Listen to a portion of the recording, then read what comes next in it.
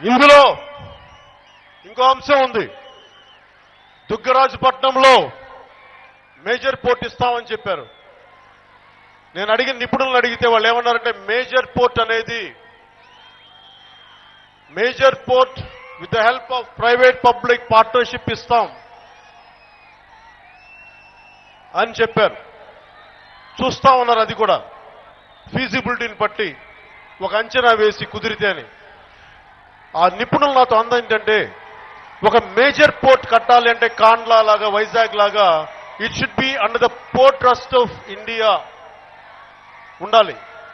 Port trust act ఉంది 1963లో చేసిన act.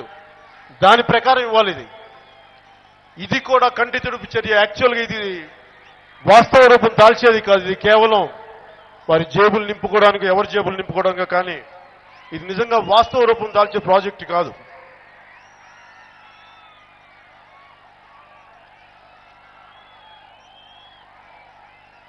అలాగే ఎయిర్పోర్ట్స్ విశాఖపట్నంలో కానీ, విజయవాడలో కానీ, తిరుపతిలో కానీ కడతా ఉన్నారు. ముఖ్యంగా విశాఖపట్నం కానీ, విజయవాడకు కానీ ఎయిర్పోర్ట్స్, ఇంటర్నేషనల్ స్థాయి ఎయిర్పోర్ట్స్ కావాలంటే భూమి కావాలి. ఒకవైపు రాష్ట్ర ప్రభుత్వం దగ్గర నిధులు లేవు, నిధుల కొరత ఉంది అంటున్నారు. కేంద్రం ఏమంటుందంటే మీరు భూమి ఇస్తే కానీ మేము ఎయిర్పోర్ట్లు స్ప్రెడ్ చేయం, కన్స్ట్రక్ట్ చేయలేము, కట్టలేమంటారు. ఇది ఎలా ఉందంటే పిచ్చి కుదిరితేనే పెళ్లి, పెళ్లి కుదిరితేనే పిచ్చి. ఎప్పుడు ఇక్కడ తిరుగుతూ ఉంటుంది. అంటే ఎప్పటికీ ఒక లూప్లో తిరుగుతూ ఉంటాయి ఇవి. అలా ఉంది. అలాగే నేషనల్ హైవేస్ లో మేము మీకు ఇస్తాం, ఇన్ని వేల కోట్లు, 25,000 కోట్ల రోడ్లు వేస్తామంటే ఆ నిపుణులు నాకు చెప్పింది ఏంటంటే నేషనల్ హైవే పాలసీ ప్రకారం ఏ రాష్ట్రమైనా కేంద్రం తన రోడ్లు వేసుకుంటూ వెళ్తుంది. దానికి మనకు సంబంధం లేదు.